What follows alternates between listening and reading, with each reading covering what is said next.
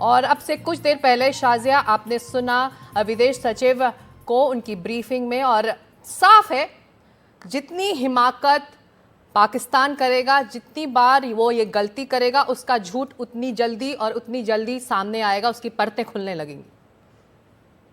सिकता जी, आप बिल्कुल सही कह रही हैं। सबसे पहले तो मैं कहूंगी कि देश की नारी शक्ति को अभिनंदन, प्रणाम, सलाम और सल्यूट। और दूसरी बात मैं कहूंगी, जो हमारे सैन्य शक्ति आप देख रही हैं, जो ऑपरेशन सिंदूर का जो नाम है, वो उन महिलाओं के लिए श्रद्धांजलि है जिन्होंने अपने पतियों को खोया है। और देश वो जो हिसाब लेगा उस बिगड़े हुए मिटे हुए सिंदूर का, वो पूरा देश वो हिसाब लेगा। और हमारी सैन्य शक्ति इतनी प्रबल है कि वो जवाब मांग के रहेगी।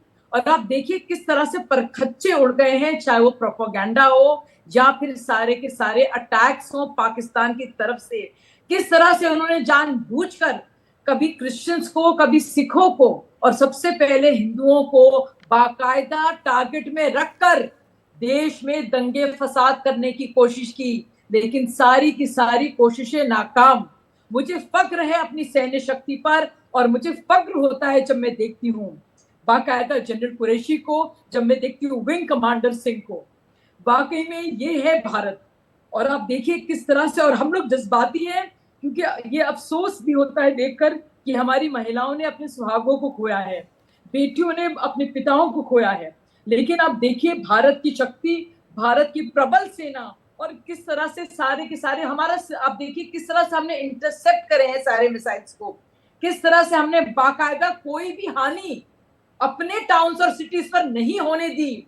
ये जरूर है कि अभी आपने, विक्रम मिस्री जी ने आपको बताया कि किस तरह से पूंछ में बाकायदा ये कोशिश की गई कि सिविलियंस को फिर से मारा जाए।